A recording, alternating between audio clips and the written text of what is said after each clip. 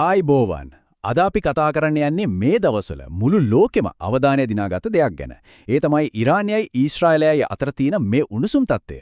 ඉතින් මේට ලෝක ආර්ථිකයට කොහොමද බලපාන්නේ? හොඳයි අපි ඒ ගැන ටිකක් ගැඹුරින් කතා කරමු. දැන් කෙනෙක්ට හිතෙන්න පුළුවන් මේක වාණිජ්‍ය කරන අයටනේ වැදගත් කියලා. ඒත් එහෙම නෑ.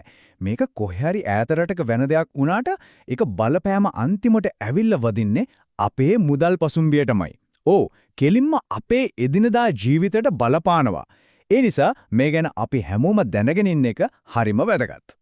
හරි එහෙනම් අපි බලමු මේකේ පළවිරිම සහ ක්ෂණිකවම දැනෙන බලපෑම මොකක්ද කියලා. ඒක තමයි ගෝලීය බොරතෙල් වෙළඳ පොළට වෙන දේ. දැන් බලන්න මැද පෙරදිග කියන්නේ ලෝකෙටම තෙල් සපයන ප්‍රධානම මධ්‍යස්ථානයක් නේ. ඉරානය කියන්නේ එතන ඉන්න ලොකුම ක්‍රීඩකයෙක්. ඉතින් හිතන්න මේ වගේ ගැටුමක් ආවම තෙල් සෙපයුම නැවතීද කියන බය ඇති වෙනවා. අන්නේ අවධානම නිසාම මුළු ලෝකීය ආර්ථිකයට මේක බලපාන පටන් ගන්නවා. හොඳයි. තෙල් මිල උඩ ගියාම මොකද වෙන්නේ? හරිම සරලයි. හැම දෙයකම ප්‍රවාහන ගාස්තු ඉහළ යනවා. එතකොට මොකද වෙන්නේ? අපි ගන්න හැම බඩුවකම හැම සේවාවකම ගණන් උඩ යනවා. අන්න ඒකට තමයි අපි උද්මනය කියලා කියන්නේ. මේ සිදුවීම් දාමේ පළවෙනි ප්‍රතිඵලය තමයි ඔය. හරි. දැන් අපි බලමු ඊළඟට මොකද වෙන්නේ කියලා. ඒ තමයි මේ සැපයුම් දාමයට, ඒ කියන්නේ බඩු ගෙනියන ක්‍රමවේදයට එල්ල වෙන බාධක. මෙන්න මේක තමයි මුළු කතාවෙම හරිම වැදගත් තැන. ඒ තමයි හෝමුස් සමුද්‍ර සංධිය. සරලවම කිව්වොත් මේක ජාත්‍යන්තර වෙළඳාමේ තියෙන හරිම තීරණාත්මක පටු මුහුදු මාර්ගයක්. මේක ටිකක් හිතලා බලන්න. ලෝකේ මුළු තෙල් ප්‍රවාහණයෙන් 20%ක්, ඒ කියන්නේ 5න් පංගුවක්ම යන්නේ අර මම කිව්ව එකම එක පටු මුහුදු මාර්ගය හරහා. හිතාගන්න පුරවන් දෙකේ වැදගත්කම. හරි එහෙනම් හිතන්නකෝ ඉරානයේ මේ පාර වැහුවොත් මොකද වෙන්නේ කියලා. මුලින්ම නැව් ගමනාගමනය සම්පූර්ණයෙන්ම හිර වෙනවා. ඊළඟට බඩු ගෙනියන්න යන කාලයයි රක්ෂණ ගාස්තුයි අහස් උසට නගිනවා. ඉතින් අන්තිමට මොකද වෙන්නේ? මුළු ජාත්‍යන්තර වෙළඳාමටම ලොකු පහරක් වදිනවා. හොඳයි අපි මෙච්චර වෙලා කතා කළේ තෙල් ගැන, බඩු ගැන. දැන් අපි ටිකක් සල්ලි පැත්තට, ඒ කියන්නේ මූල්‍ය ආර්ථිකය පැත්තට හැරෙමු. මෙහෙම අවිනිශ්චිත කාලයක ආයෝජකයෝ කොහොමද හැසිරෙයිද?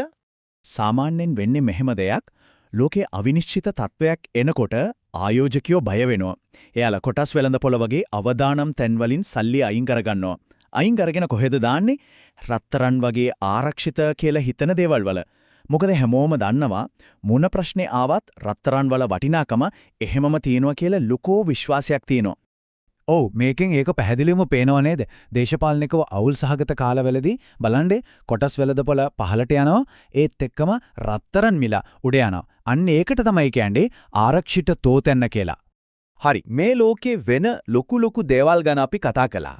දැන් අපි බලමු මේ හැමදේම අපේ පුංචි රටට, ශ්‍රී ලංකාවට කෙලින්ම බලපාන්නේ කොහොමද කියලා. දැන් බලන්න අපි කියන්නේ තෙල් පිටරටින් ගේන රටක්නේ. ඉතින් ලෝක වෙළඳපොලේ තෙල් ගණන් උඩ යද්දී අපේ ඩොලර් සංචිතයේ තියෙන ලොකු පීඩනයක්. ඒ විතරක් නෙවෙයි මේ වගේ ප්‍රශ්න නිසා අපේ රුපියලත් අස්ථාවර වෙන්න පුළුවන්. සරලවම කිව්වොත් අපි පිටරටින් ගේන බඩුවල ගණන් තවත් වැඩි වෙන්න ඉඩ තියෙනවා. ඉතින් මේ හැම දෙයකින්ම අපිට තේරුම් ගන්න තියෙන වැදගත්ම දේ තමයි මේක. වාණිජ්‍යය කියන්නේ නිකම්ම පොතේ පතේ තියෙන දෙයක් නෙවෙයි. නෑ, ඒක ඇත්තටම ලෝකේ වෙන දේවල් එක්ක, එදිනෙදා සිදුවීම් එක්ක තදින්ම බැඳිලා තියෙන දෙයක්. ඉතින් අවසාන වශයෙන් මේ ප්‍රශ්නයකට අපි හැමෝම ටිකක් හිතන්න ඕන. ලෝකෙ කොහේ හරි වෙන දෙයක් ඇත්තටම අපේ එදිනෙදා ජීවිතයට කොච්චරනම් ළඟද? මේ වගේ තවත් වැදගත් මාතෘකාවක් එක්ක අපි ආයෙත් හම්බ වෙමු. ඔබට ස්තුතියි.